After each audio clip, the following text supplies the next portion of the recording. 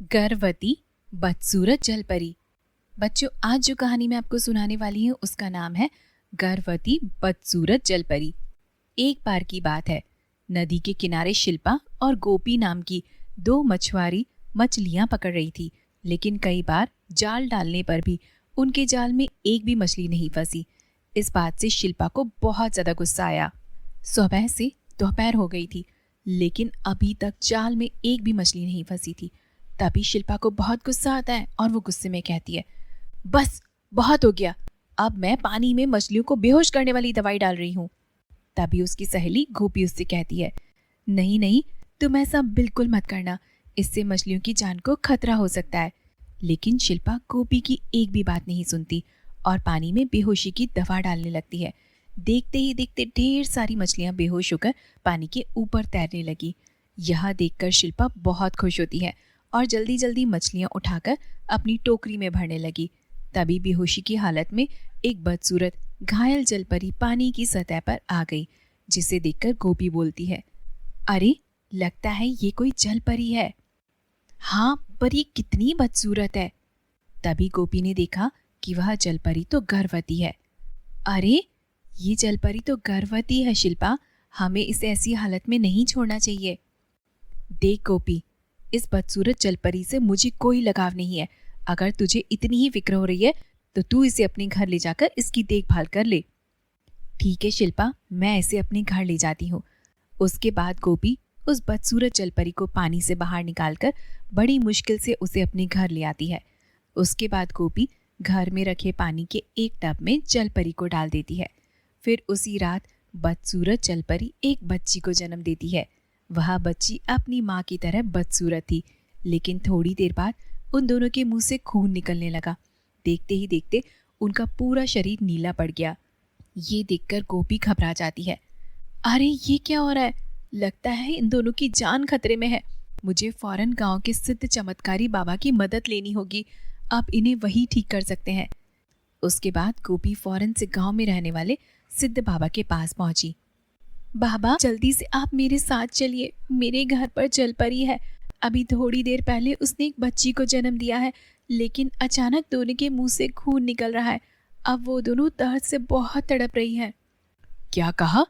जलपरी? लेकिन तुम्हें जलपरी कहाँ पर मिली बेटी? नदी किनारे मछलियां पकड़ते वक्त मुझे वो जलपरी घायल अवस्था में मिली बाबा जी। अब आप जल्दी से मेरे साथ चलिए। चिंता मत करो बेटी, मैं सब कुछ ठीक कर दूंगा। चमत्कारी बाबा कुछ पुड़िया अपनी पोटली में रखकर गोपी के साथ उसके घर जा पहुंचे। फिर बाबा अपनी पोटली से एक पुड़िया निकालकर उस टब में डाल देते हैं और देखते ही देखते टब के पानी का रंग लाल हो गया। अरे ये पानी का रंग लाल क्यों हो रहा है बाबा? घबराओ नहीं बेटी, सब कुछ ठीक हो जाएगा। यह जादुई लाल रंग है, दोनों को बिल्कुल ठीक कर देगा।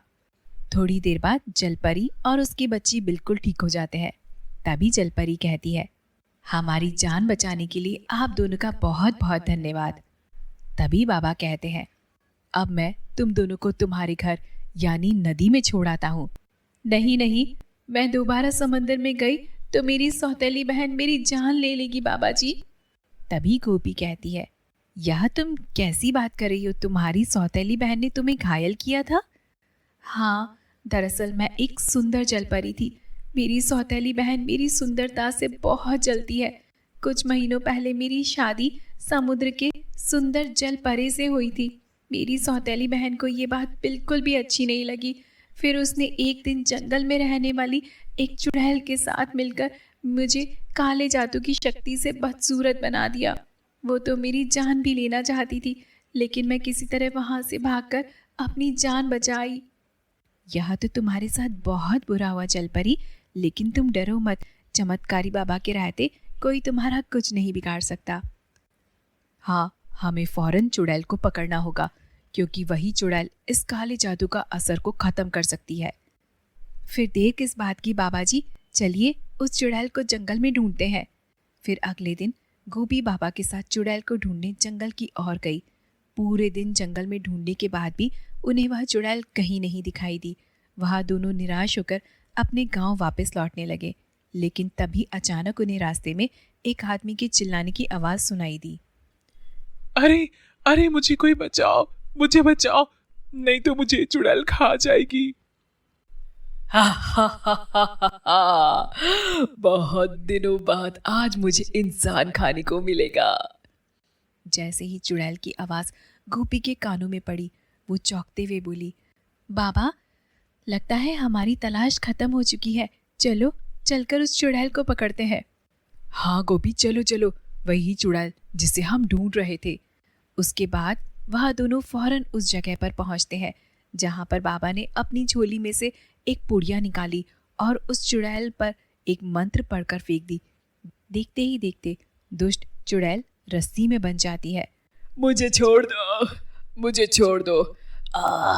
ये तुमने अच्छा नहीं किया, मैं तुम दोनों को कच्चा खा जाऊंगी।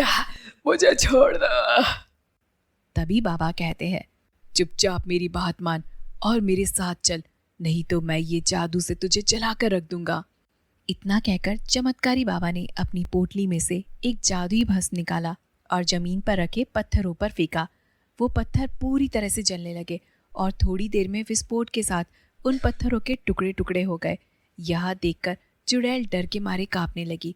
उसने बाबा के सामने अपने घुटने टेक दिए। रस्सियों में बंधी चुड़ैल उनके साथ चलने के लिए तैयार हो गई। उसके बाद दोनों चुड़ैल को लेकर घर पहुंचते हैं। तभी बाबा कहते हैं, चुड़ैल, अगर तू जिंदा रहना चाहती है तो तू इस जलपरी और उसकी बेटी पर किए गए काले जादू को खत्म कर, नहीं तो मैं तुझे जलाकर मार दूंगा। देखो बाबा, मैं इन दोनों को पुरानी तरह ठीक कर सकती हूँ, लेकिन इस जलपरी की सौतेली बहन ने मेरे पास रखा हुआ जादुई लाल हीरा चुरा लिया है। अपने हीरे के बिना मैं कुछ भी नहीं कर सकती हूँ। तुम्हें इसकी सौतेली बहन से मेरा हीरा छीन कर लाना होगा। ठीक है चुड़ैल, मैं आज ही तेरा जादुई लाल हीरा तुझे लाकर देता हूँ।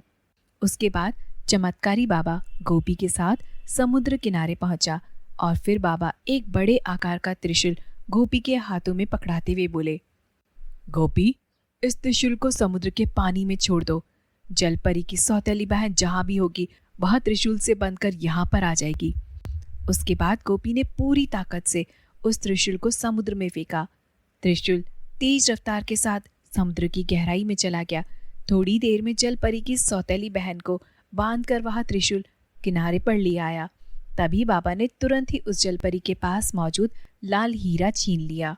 तभी बाबा ने कहा, तूने उस मासूम जलपरी को बहुत परेशान किया है, अब मैं तुझे तेरे किए की सजा दूंगा। इतना कहकर चमत्कारी बाबा ने उस जलपरी को एक बदसूरत मेंढक में बदल दिया। तभी बाबा ने कहा, अब तुम इस रूप में समुद्र में भटकती रहना, अब दोबारा कभी भी जलपरी तुम नहीं बन पाओगी। उसके बाद गोपी और बाबा लाल हीरे को लेकर चुड़ैल के पास पहुंचे। अपने जादुई लाल हीरे को पाकर चुड़ैल बहुत खुश होती है। उसके बाद वह लाल हीरों की मदद से बदसूरत जलपरी और उसकी बेटी को काले जादू से मुक्त कर देते हैं। अब जलपरी और उसकी बेटी बहुत खूबसूरत दिख रहे थे। उसके बाद चुड़ैल सबसे माफी मांगकर जंगल चली जाती है। जलपरी गोपी और बाबा का धन्यवाद कर समुद्र में वापस अपने शौहर के पास चली गई और खुशी खुशी अपना जीवन बिताने लगी।